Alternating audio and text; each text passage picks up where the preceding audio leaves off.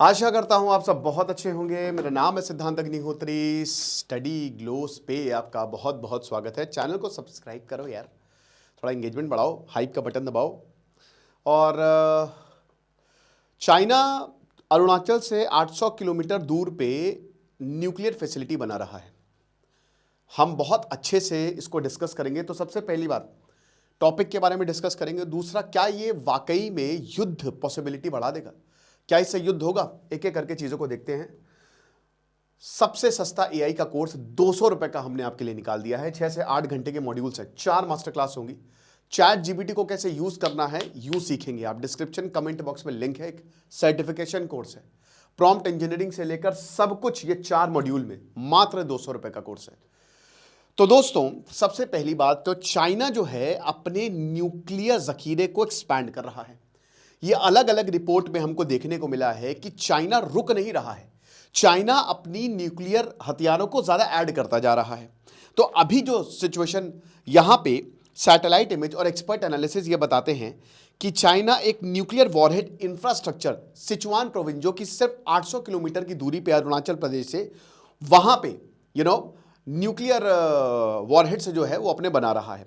अब इस जाहिर सी बात है, इस पर जेटोंग और पिंगटोंग ये जो जगह है सिचुआन में, यहां पे ये काम चल रहा है।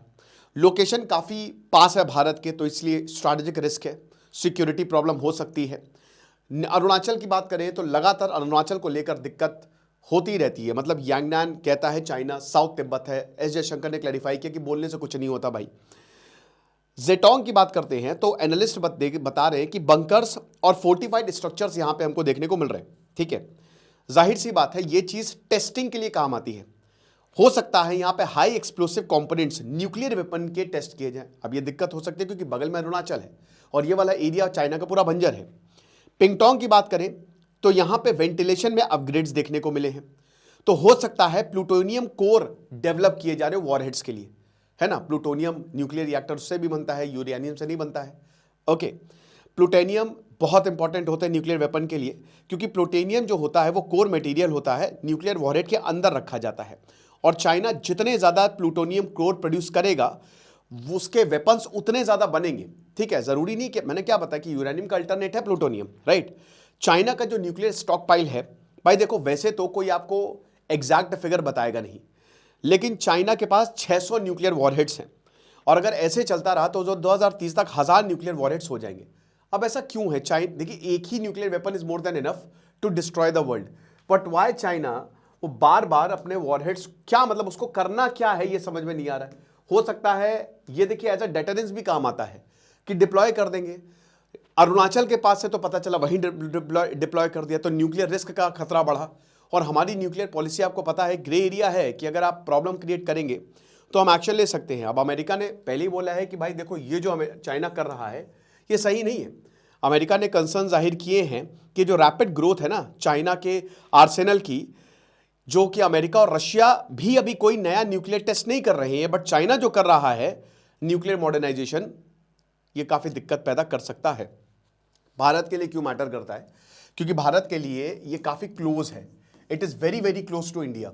तो इसीलिए भारत के लिए एक स्ट्रैटेजिक रिस्क है। ठीक है, तो अब देखिए मिसाइल बेसेस यहां पे चाइना लगा सकता है। एक चीज तो पक्की है कि आगे आने वाले समय में ताइवान को लेकर युद्ध होगा। शी जिनपिंग का अगले साल कार्यकाल खत्म होगा। अब जाहिर सी बात है कि शी जिनपिंग कुछ ना कुछ ऐसा जरूर करेगा जिससे दिक्कत हो। इंडिया को चेक में रखने के लिए हो सकता है यहां पे वो मिसाइल तैनात कर दे। जैसे रशिया कहता है ना कि भाई नेटो की मिसाइल जो है वो हमारी सरहद तक पहुंच रही है, तो ऐसा भारत भी कर सकता है। उसके बाद जितने ज्यादा चाइना के पास न्यूक्लियर स्टॉक पाइल होगा उतना ही ज्यादा डेटरेंस होगा। क्योंकि एक चीज तो पक्की है कि भारत ने भी चाइना को बताया है, चाहे वो गलवान का क्लैश हो चाहे वो डोकलाम का क्लैश हो, लेकिन भारत ने बताया कि हम चुप तो बैठेंगे नहीं। तो जाहिर सी बात है कि जितने ज्यादा उसके पास न्यूक्लियर स्टॉक पाइल होंगे उतने ज्यादा वो मिसाइल में लगा सकता है। वो ज्यादा से ज्यादा वॉरहेड्स लैंड, सी और एयर में डिप्लॉय कर सकता है। न्यूक्लियर डेटरेंस कैपेसिटी उसकी और ज्यादा बढ़ती जाएगी। ठीक है, और जितनी ज्यादा आपके पास न्यूक्लियर होगा भाई, अगले की वैसी हालत खराब हो जाएगी कि भाई कुछ करना नहीं है, बेकार में न्यूक्लियर फोड़ दे तो क्या करेंगे। उसके बाद भारत के न्यूक्लियर डॉक्ट्रिन पर भी प्रेशर आएगा। नो फर्स्ट यूज की जो हमारी पॉलिसी है, देखिए मुझे लगता है कि भारत को कहीं ना कहीं अपनी पॉलिसी जो है वो चेंज करनी चाहिए। देखिए, वैसे तो सारे देशों की नो फर्स्ट यूज ही पॉलिसी है ना। तो भारत को अपनी भी फिर पॉलिसी में चेंज लाना पड़ेगा। जो भारत के पास वेपन्स है उसको भी देखना पड़ेगा, क्या भारत भी फिर अपने न्यूक्लियर जखीरों को बढ़ाएगा। सबमरीन बेस्ड न्यूक्लियर मिसाइल पे भारत को ज़्यादा इन्वेस्ट करना पड़ेगा, अपने मिसाइल सिस्टम को मॉडर्नाइज करना पड़ेगा ताकि बेटर एक्यूरेसी और लॉन्ग रेंज मिले। और जाहिर सी बात है, जो हमारा मिसाइल डिफेंस सिस्टम है, जो हमारा बैलिस्टिक मिसाइल डिफेंस सिस्टम है, रेडार और अर्ली वार्निंग सिस्टम्स हैं और स्पेस बेस्ड सर्विलेंस है, उसको अपग्रेड करना पड़ेगा। हालांकि जो भारत का एयर डिफेंस सिस्टम है या मिसाइल डिफेंस सिस्टम है, उसने कमाल का काम किया। ऑपरेशन सिंदूर में हमने देखा, ऑपरेशन सिंदूर की तारीफ हर जगह हुई है। अभी स्विस थिंक टैंक ने की, अभी अमेरिका के परसों एक नेवल ऑफिसर ने की। भारत ने जो ये ऑपरेशन सिंदूर में एग्जीक्यूशन किया ना, वो कमाल का हुआ। इंडिया पाकिस्तान का मैच हुआ, पाकिस्तान हार गई। पता है क्यों हारे? क्योंकि वो लाइव टेलीकास्ट हो रहा था। लाइव नहीं होता ना तो पाकिस्तान कहता हम जीते हैं।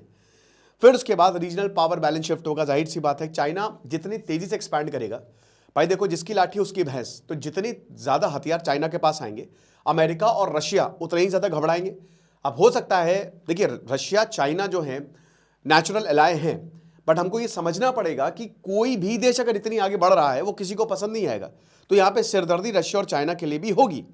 फिर उसके बाद लाइन ऑफ एक्चुअल कंट्रोल जो है ना, उस पर प्रेशर आएगा, क्योंकि ये सब कुछ वहीं पे ही हो रहा है। Line of actual control LAC को अभी तक हमने ड्रॉ नहीं किया है, कोई बॉर्डर मैकेनिज्म हमारे पास है नहीं। अभी चाइना और भारत के रिश्ते सुधर रहे हैं, लेकिन ये दिक्कत है क्योंकि जब भी रिश्ते सुधरते हैं चाइना कुछ ना कुछ प्रॉब्लम करता है। चाइना जब कमजोर होता है तो रिश्ते सुधारता है, और जब उसको लगता है कि हाँ अब हमने तैयारी कर ली है तो फिर वो अटैक करता है। तो भारत इसको लेकर काफी कॉशियस है, इतनी बार हमको धोखा मिला है। और दोस्तों उसके बाद देखिए, ये बात अच्छी है कि भारत ने अपनी मिलिट्री स्पेंडिंग काफी बढ़ा ली है और एक्सपेंशन हमको देखने को मिला है। लॉन्ग रेंज मिसाइल में ज़्यादा इन्वेस्टमेंट की ज़रूरत है, फास्टर इंडक्शन की ज़रूरत है, जो हमारी स्ट्रैटेजिक सबमरीन्स है। लेकिन सबसे बड़ी बात यह है कि क्या ये वॉर रिस्क बढ़ाता है इंडिया और चाइना के बीच में? टेंशन बढ़ाता है बिल्कुल, बट न्यूक्लियर वॉर दोस्तों कभी नहीं होगा, नेवर एवर। कोई भी इतना पागल नहीं है, क्योंकि अगर एक बार आपने न्यूक्लियर वेपन यूज़ किया तो दुनिया खत्म हो जाएगी। तो हर किसी को इतनी अकल है कि ये हम नहीं करेंगे। न्यूक्लियर वेपन्स डेटरेंस के लिए होते हैं, यूज़ नहीं करता कोई। अमेरिका ने यूज़ किया है, सबसे बड़ी डेमोक्रेसी ने। बाकी किसी देश ने न्यूक्लियर वेपन अभी तक नहीं यूज किए। ये पॉलिटिकल टूल होते हैं, एक तरीके से वॉर को प्रिवेंट करने के लिए। जैसे पाकिस्तान पहलगांव हमला जो हुआ, अगर हम चाहते तो पाकिस्तान को नंगा मारते, मारा भी हमने, लेकिन और बुरी हालत करते, तोड़ देते 4 हिस्सों में। लेकिन भारत को भी पता है कि पाकिस्तान के पास न्यूक्लियर वेपन है, और पाकिस्तान ने न्यूक्लियर वेपन इसीलिए बनाए ताकि भारत को परेशान किया जा सके। उसको भी पता है कि इसके साथ हमारे पास डेटरेंस आएगा। So real risk is not nuclear, it is limited conflict. तो चाहे 2017 का डोकलाम हो, चाहे 2020 का गलवान हो, न्यूक्लियर वेपन से टेंशंस होती हैं, बट फुल ऑन वॉर कभी नहीं होगी, है ना। बट हाँ, ये मिलिट्री प्रेशर टैक्टिक्स को बढ़ाता है, बॉर्डर फ्रिक्शन को बढ़ाता है, ये चीज़ है। तो स्ट्रेटेजिक कॉन्फिडेंस आपको ज़्यादा मिलता है, एज सच वॉर नहीं। और देखिए अमेरिका फैक्टर भी, चाइना हमेशा को पता है कि चाइना को पता है कि अगर वेस्टर्न फ्रंट ओपन हुआ तो प्रॉब्लम होगी। तो मतलब चाइना का वेस्टर्न फ्रंट ऑलरेडी ओपन है, ईस्टर्न फ्रंट मतलब जब जब भारत अमेरिका के पास जाएगा और कुछ ना कुछ करेगा नॉर्थ ईस्ट में, तो फिर चाइना को पता है कि भाई इसको काउंटर करने के लिए, क्योंकि वेस्ट से ऑलरेडी घिरे हुए हैं, अगर इधर ईस्ट भी हमको घेर लेगा तो हम गए काम से। तो इसीलिए तो ऐसा नहीं है कि कुछ वॉर होगा, बट हाँ सिक्योरिटी के लिए दिक्कत हो सकती है, तो भारत को भी उस हिसाब से सोचना पड़ेगा। बाकी बहुत ही शानदार चैट जीपीटी की क्लास 25 फरवरी से होगी। एक सर्टिफिकेशन कोर्स है, मात्र 200 रुपए का, शुरुआत के 500 स्टूडेंट्स के लिए। डिस्क्रिप्शन कमेंट बॉक्स में लिंक है। Thank you so much.